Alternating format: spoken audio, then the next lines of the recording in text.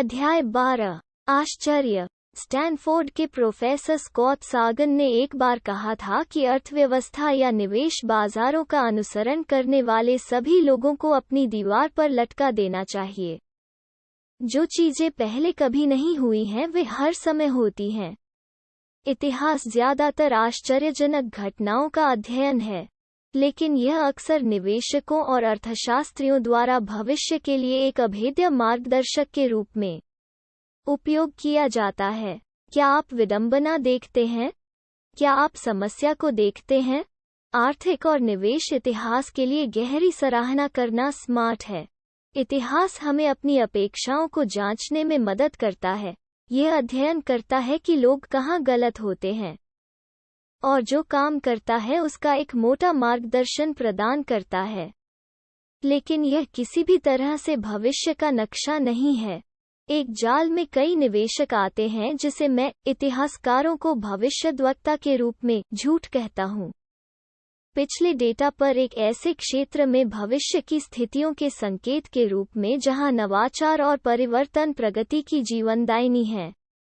आप ऐसा करने के लिए निवेशकों को दोष नहीं दे सकते। यदि आप निवेश को एक कठिन विज्ञान के रूप में देखते हैं, तो इतिहास भविष्य के लिए एक आदर्श मार्गदर्शक होना चाहिए। भूवैज्ञानिक 1 अरब साल के ऐतिहासिक डेटा को देख सकते हैं और मॉडल बना सकते हैं कि पृथ्वी कैसे व्यवहार करती है। तो मौसम विज्ञानी कर सकते हैं, और डॉक्टर किडनी 2020 में उसी तरह काम करते हैं जैसे उन्होंने 1020 में किया था। लेकिन निवेश कोई कठिन विज्ञान नहीं है। यह चीजों के बारे में सीमित जानकारी के साथ अपूर्ण निर्णय लेने वाले लोगों का एक विशाल समूह है जो उनकी भलाई पर व्यापक प्रभाव डालेगा, जो स्मार्ट लोगों को भी परेशान, लालची और पागल बना सकता है। महान भौतिक विज्ञानी रिचर्ड फेनमैन ने एक बार कहा था, कल्पना कीजिए कि अगर इलेक्ट्रॉनों में भावनाएं होती तो भौतिकी कितनी कठिन होती। खैर, निवेशकों की भावनाएं हैं, उनमें से काफी कुछ, इसलिए यह भविष्यवाणी करना कठिन है कि वे आगे क्या करेंगे। यह पूरी तरह से अतीत में किए गए कार्यों के आधार पर होगा। अर्थशास्त्र की आधारशिला यह है कि समय के साथ चीजें बदलती हैं, क्योंकि अदृश्य हाथ किसी भी चीज से हमेशा के लिए बहुत अच्छा या बहुत बुरा रहने से नफरत करता है। निवेशक बिल बोनर ने एक बार बताया था कि मिस्टर मार्केट कैसे काम करता है। उनके हाथ में capitalism at work T shirt और हाथ में एक स्लेजहैमर है। कुछ चीजें बहुत लंबे समय तक समान रहती हैं, जिसका अर्थ है कि हम इतिहासकारों को भविष्यवक्ता नहीं मान सकते। पैसे से जुड़ी किसी भी चीज का सबसे महत्वपूर्ण चालक वो कहानियां हैं जो लोग खुद को बताते हैं और वस्तुओं और सेवाओं के लिए उनकी प्राथमिकताएं होती हैं। वे चीजें स्थिर नहीं बैठती हैं, वे संस्कृति और पीढ़ी के साथ बदलते हैं। वे हमेशा बदल रहे हैं और हमेशा रहेंगे। हम यहाँ खुद पर जो मानसिक चाल चल रहे हैं, वो उन लोगों की अति प्रशंसा है जो वहाँ रहे हैं जब पैसे की बात आती है। विशिष्ट घटनाओं का अनुभव करना जरूरी नहीं है कि आप यह जानने के योग्य हों कि आगे क्या होगा। वास्तव में यह शायद ही कभी होता है, क्योंकि अनुभव भविष्यवाणी करने की क्षमता से अधिक आत्मविश्वास की ओर ले जाता है। निवेशक माइकल बैटनिक ने एक बार इसे अच्छी तरह समझाया था, इस तर्क का सामना करते हुए कि कुछ निवेशक बढ़ती ब्याज दरों के लिए तैयार हैं क्योंकि उन्होंने उन्हें कभी अनुभव नहीं किया है। बढ़ती ब्याज दरों की आखिरी बड़ी अवधि लगभग 40 साल पहले हुई थी। उन्होंने तर्क दिया कि इससे कोई फर्क नहीं पड़ता, क्योंकि अनुभव करना या यहाँ तक अध्ययन करना अतीत में हुआ था। भविष्य में दरों में वृद्धि होने पर क्या होगा, इसके लिए कोई मार्गदर्शक नहीं हो सकता है। तो क्या हुआ? क्या मौजूदा दर वृद्धि पिछली बार की तरह दिखेगी या उससे पहले की? क्या विभिन्न परिसंपत्ति वर्ग समान या ठीक विपरीत व्यवहार करेंगे? एक और, जो लोग 1987, 2000 और 2008 की घटनाओं के माध्यम से निवेश कर रहे हैं, उन्होंने कई अलग अलग बाजारों का अनुभव किया है। दूसरी ओर, क्या यह संभव नहीं है कि यह अनुभव अति आत्मविश्वास की ओर ले जाए? यह स्वीकार करने में असफल होना कि आप गलत हैं? पिछले परिणामों के लिए एंकरिंग। दो खतरनाक चीजें तब होती हैं जब आप निवेश पर बहुत अधिक भरोसा करते हैं आगे क्या होने वाला है। इसके लिए एक मार्गदर्शक के रूप में इतिहास। 1. आप संभवतः उन बाहरी घटनाओं को याद करेंगे जो सुई को सबसे ज्यादा हिलाते हैं। ऐतिहासिक डेटा में सबसे महत्वपूर्ण घटनाएं बड़ी बाहरी घटनाएं हैं। जो रिकॉर्ड तोड़ने वाली घटनाएं हैं वे ही हैं जो अर्थव्यवस्था और शेयर बाजार में सुई चलाते हैं। व्यापक मंदी। द्वितीय विश्व युद्ध। .com बुलबुला। 11 सितंबर 2000 के दशक के मध्य में आवास दुर्घटना। मुट्ठी भर बाहरी घटनाएं बहुत बड़ी भूमिका निभाती हैं क्योंकि वे अपने मद्देनज़र बहुत सी असंबंधित घटनाओं को प्रभावित करती हैं। 19वीं और 20वीं सदी में 15 अरब लोग पैदा हुए थे। लेकिन कल्पना करने की कोशिश करें कि वैश्विक अर्थव्यवस्था और पूरी दुनिया आज कितनी अलग होती अगर उनमें से सिर्फ 7 का अस्तित्व ही नहीं होता। Adolf Hitler, Joseph Stalin, Mao Zedong, Gavrilo Princip, Thomas Edison, Bill Gates, Martin Luther King. मुझे यकीन भी नहीं है कि यह सबसे सार्थक सूची है, लेकिन आज दुनिया के बारे में लगभग सब कुछ, सीमाओं से लेकर प्रौद्योगिकी तक, सामाजिक मानदंडों तक, अलग होता अगर ये 7 लोग अपनी छाप नहीं छोड़ते। इसे रखने का एक और तरीका यह है कि पिछली शताब्दी में शायद दुनिया की अधिकांश दिशा के लिए 0.000000000004% लोग जिम्मेदार थे। वही परियोजनाओं, नवाचारों और घटनाओं के लिए जाता है। बिना पिछली सदी की कल्पना करें। व्यापक मंदी। द्वितीय विश्व युद्ध। मैनहट्टन परियोजना। टीके, एंटीबायोटिक दवाओं। अर्पानेट। 11 सितंबर सोवियत संघ का पतन। 20वीं सदी में कितनी परियोजनाएं और घटनाएं हुई? अरबों खरब कौन जानता है, लेकिन उन 8 ने अकेले विश्व व्यवस्था को दूसरों की तुलना में अधिक परिमाण के आदेशों पर प्रभावित किया। जो चीज पूंज की घटनाओं को कम आंकना आसान बनाती है वो यह है कि चीजों को कैसे कम किया जाता है। इसे कम आंकना कितना आसान है? कैसे? उदाहरण के लिए 9/11 ने फेडरल रिजर्व को ब्याज दरों में कटौती करने के लिए प्रेरित किया, जिसने आवास बुलबुले को चलाने में मदद की, जिससे वित्तीय संकट पैदा हुआ, जिसके कारण रोजगार बाजार खराब हो गया, जिसके कारण लाखों लोगों ने कॉलेज की शिक्षा प्राप्त की, जिसके कारण 10.8% डिफ़ॉल्ट दर के साथ छात्र ऋण में $1.60 ट्रिलियन हो गया। 19 अपहर्ताओं को छात्र ऋण के वर्तमान भार से जोड़ना सहज नहीं है, लेकिन कुछ बाहरी घटनाओं से प्रेरित दुनिया में ऐसा ही होता है। वैश्विक अर्थव्यवस्था में किसी भी समय जो कुछ भी हो रहा है उसका अधिकांश हिस्सा पिछली कुछ ऐसी घटनाओं से जुड़ा हो सकता है जिनकी भविष्यवाणी करना लगभग असंभव था। आर्थिक इतिहास का सबसे आम कथानक आश्चर्य की भूमिका है।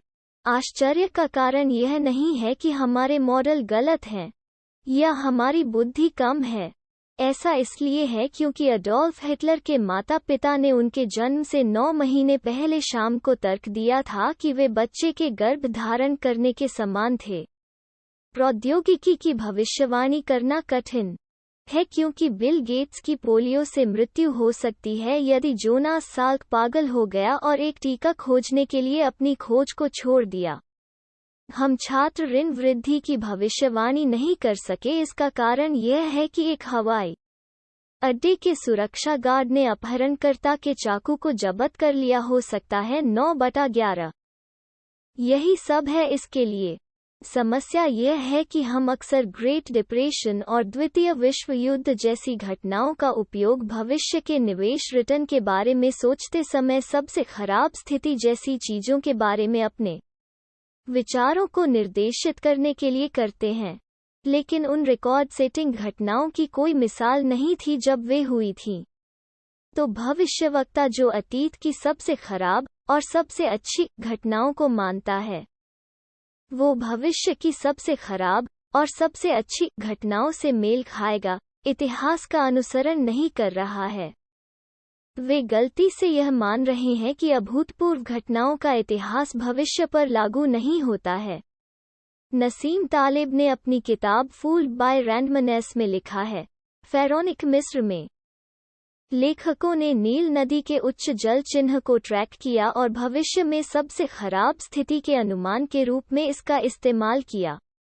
फुकुशिमा परमाणु रिएक्टर में भी यही देखा जा सकता है, जिसने 2011 में सुनामी के दौरान एक भयावह विफलता का अनुभव किया था। यह सबसे खराब अतीत के ऐतिहासिक भूकंप का सामना करने के लिए बनाया गया था, जिसमें बिल्डरों ने बहुत खराब कल्पना नहीं की थी और यह नहीं सोचा था कि सबसे खराब अतीत की घटना को आश्चर्यचकित करना होगा, क्योंकि इसकी कोई मिसाल नहीं थी। यह विश्लेषण की विफलता नहीं है, यह कल्पना की विफलता है। भविष्य को महसूस करना अतीत की तरह कुछ भी नहीं लग सकता है। एक विशेष प्रकार का कौशल है जिसे आमतौर पर वित्तीय पूर्वानुमान समुदाय द्वारा अत्यधिक नहीं देखा जाता है। 2017 के रात्रिभोज में मैंने न्यूयॉर्क में भाग लिया। डैनियल कन्नमैन से पूछा गया कि जब हमारे पूर्वानुमान गलत हैं तो निवेशकों को कैसे प्रतिक्रिया देनी चाहिए।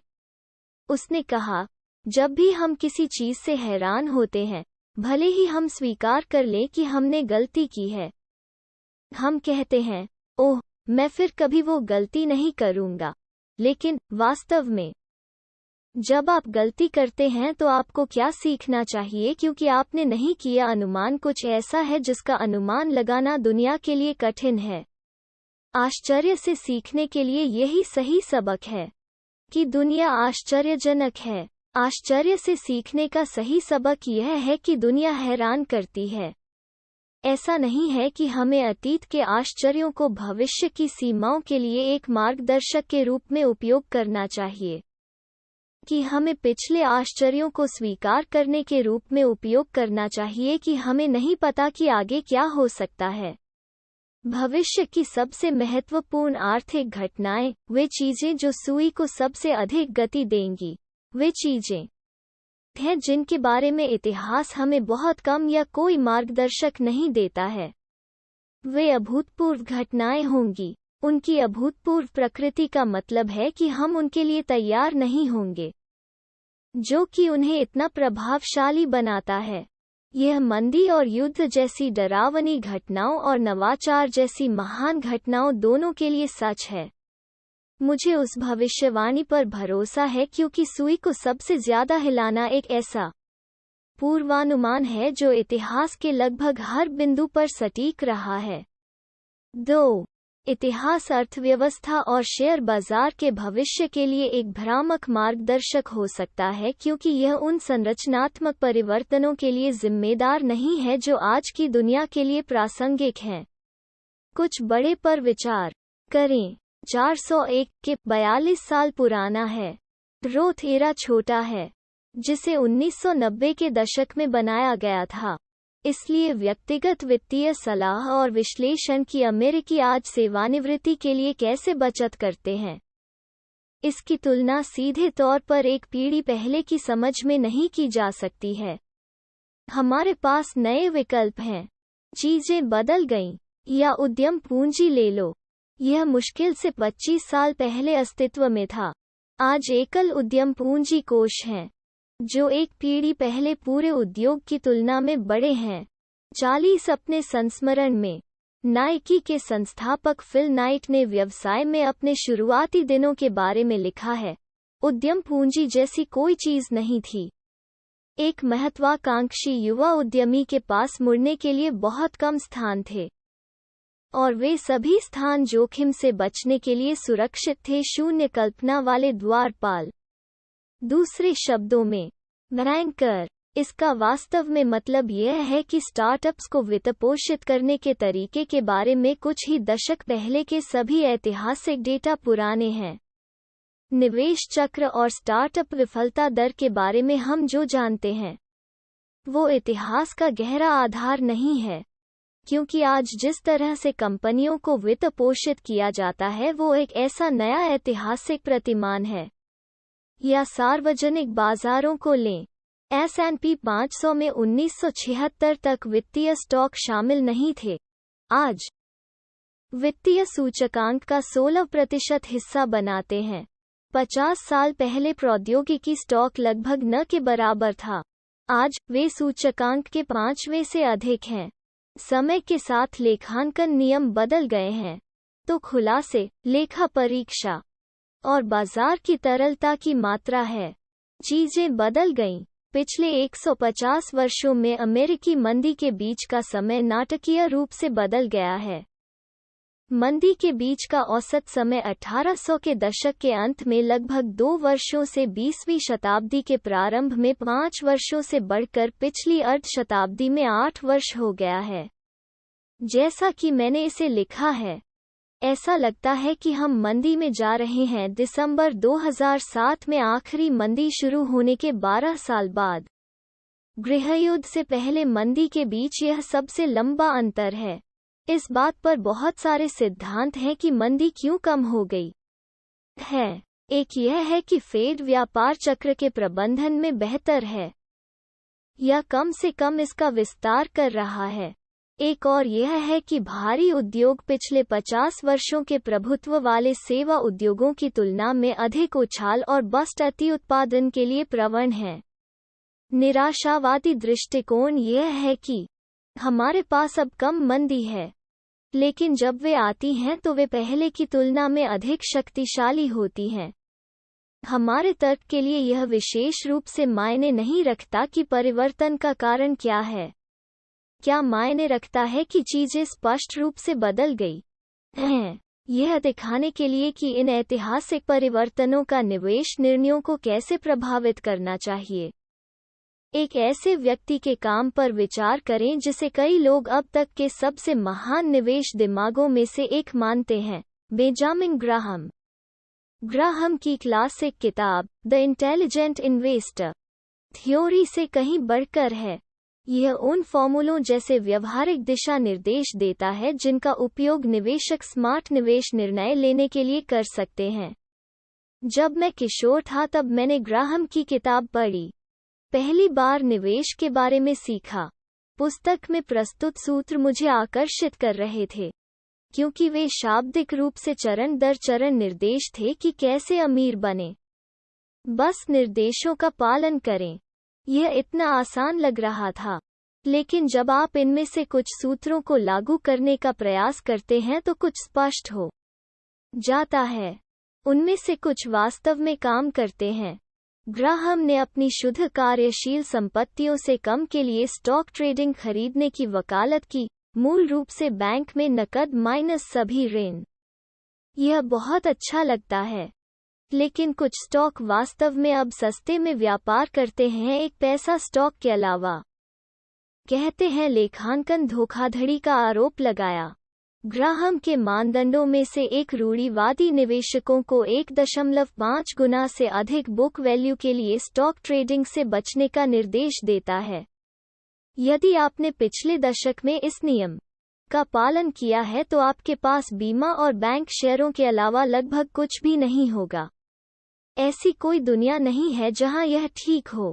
इंटेलिजेंट इन्वेस्टर अब तक की सबसे बड़ी निवेश पुस्तकों में से एक है, लेकिन मैं एक भी निवेशक को नहीं जानता जिसने ग्राहम के प्रकाशित फॉर्मूले को अच्छी तरह से लागू किया हो।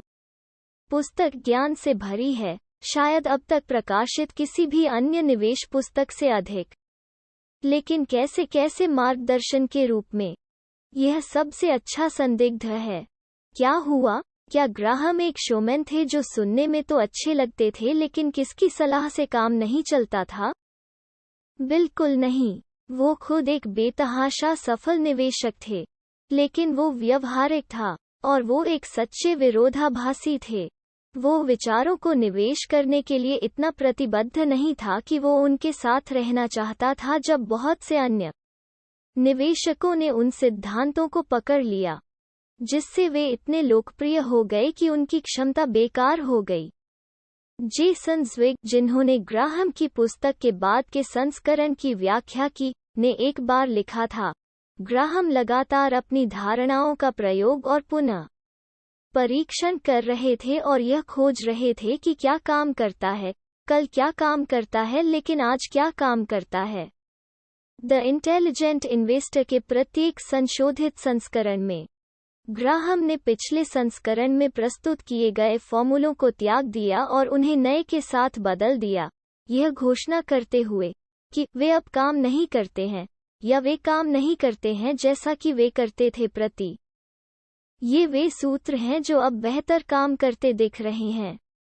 ग्राहम की एक आम आलोचना यह है कि 1972 के संस्करण के सभी सूत्र पुराने हैं। इस आलोचना का एकमात्र उचित उत्तर यह कहना है, बेशक वे हैं।